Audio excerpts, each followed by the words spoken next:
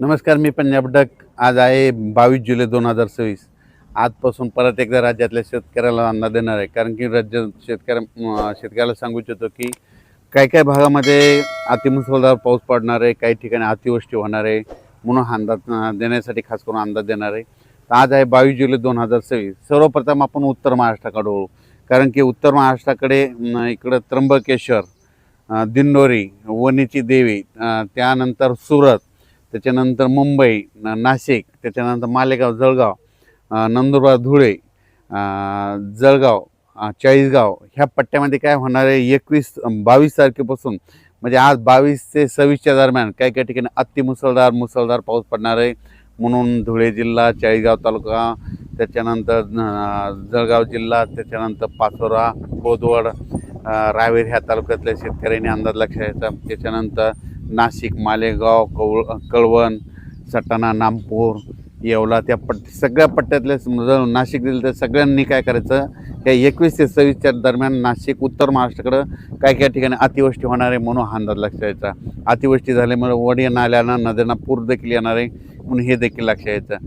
म्हणजे त्याच्यानंतर मुंबईला देखील अतिमुसळधार पाऊस पडणार आहे. त्याच्यानंतर इगतपुरीकडे देखील चांगला राहणार आहे.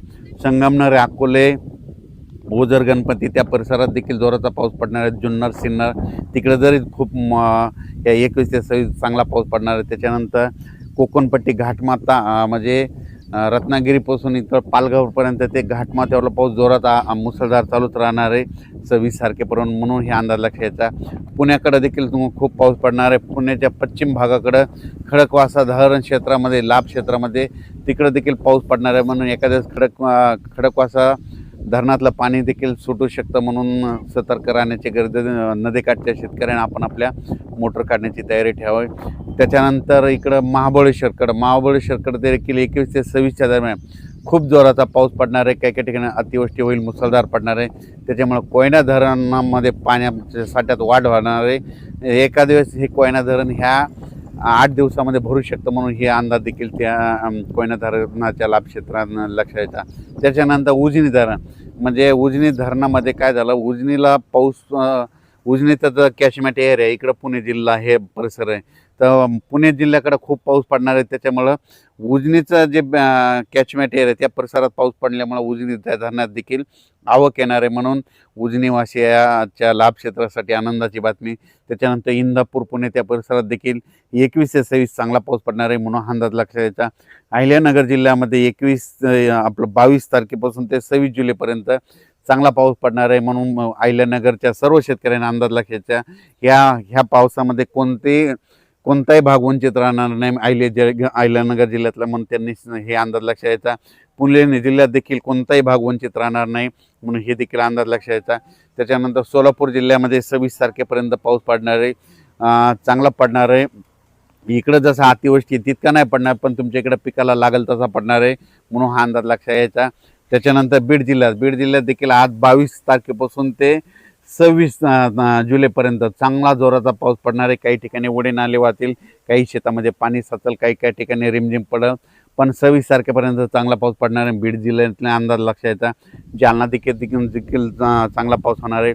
संभाजीनगर जिल्ह्यातल्या शेतकऱ्याला सांगू इच्छितो की संभाजीनगरचा उत्तरेकडला भाग, म्हणजे आपलं कन्नड, इकडं फुलंब्री त्या परिसरामध्ये काय होणार आहे, जळगावकडे अतिमुसळधार पाऊस पडत असल्यामुळं त्याच्या लगतच संभाजीनगर जिल्हा लागतो.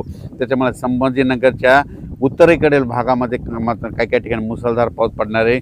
छोटे जे तळे असतील त्याच्यात देखील पाणी येणार आहे, म्हणून हा अंदाज त्या संभाजीनगरच्या सर्व जिल्ह्यातल्या शेतकऱ्यांनी लक्षात घ्यायचा. पैठण, इकडं कोपरगाव, राहता, शिर्डी ह्या परिसरात बी चांगला पाऊस पडणार आहे, म्हणजे त्यांच्यासाठी आनंदाची बातमी. त्याच्यानंतर आपण परत परभणी जिल्ह्याकडे वळू. परभणी जिल्ह्यामध्ये आज 22 तारखेपासून ते 26 तारखेपर्यंत चांगला जोराचा पाऊस पडणार आहे. रिमझिम राहणार आहे, काही भागात जोरात पडणार आहे म्हणून हा अंदाज लक्षात यायचा.